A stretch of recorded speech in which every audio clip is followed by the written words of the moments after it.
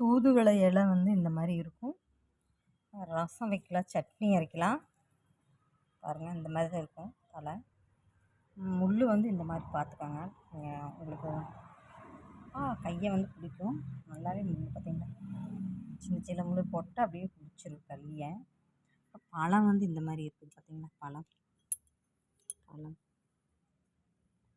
பழம் இந்த மாதிரி இருக்கும், குட்டி குட்டியாக இருக்கும். சுக்குட்டி இந்த இந்த கரிஞ்சுக்குட்டி விட கொஞ்சம் பெருசாக இருக்கும். இந்த மாதிரி இதோட விதையை வந்து நம்ம போட்டால் முளைச்சிரும். காய் வந்து இந்த மாதிரி இருக்கும். காய் இந்த மாதிரி இருக்கும். காய் இது பழம். இது வந்து அந்த இதோட தண்டு வந்து இந்த மாதிரி தான் இருக்கும், முள்ளு முள்ளாக இருக்கும். இது தலை. இதை நம்ம ரசம் வச்சு சாப்பிட்டோம்னா சளி, நெஞ்சில் இருக்கிற சளியெல்லாம் வெளியில் வந்துடும். ஹாஸ்பிட்டல் போவேணுங்கிறதே கிடையாது. நீங்கள் உங்கள் பக்கத்தில் இருக்கிறவங்க யார் வீட்லேயோ இல்லை உங்கள் வீட்டில் இருந்தாலும், நீங்கள் குழந்தைகளுக்காகட்டும் உங்களுக்காக சளி இருந்தால் இதில் வந்து பூண்டு, சீரகம், மிளகு,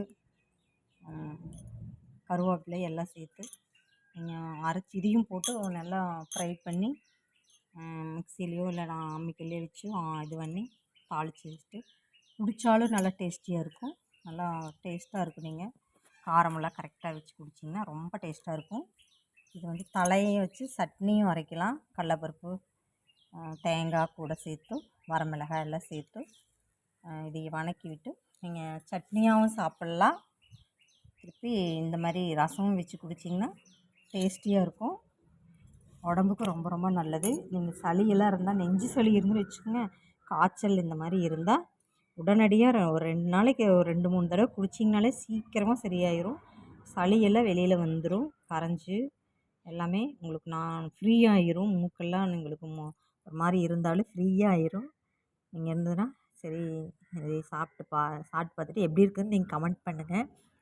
நீங்கள் சாப்பிட்டு பார்த்துட்டு எனக்கு கமெண்ட் பண்ணி சொல்லணும். ரொம்ப அருமையாக இருக்கும். சப்ஸ்கிரைப் பண்ணுங்கள், லைக் பண்ணுங்கள், ஷேர் பண்ணுங்கள். தேங்க்யூ.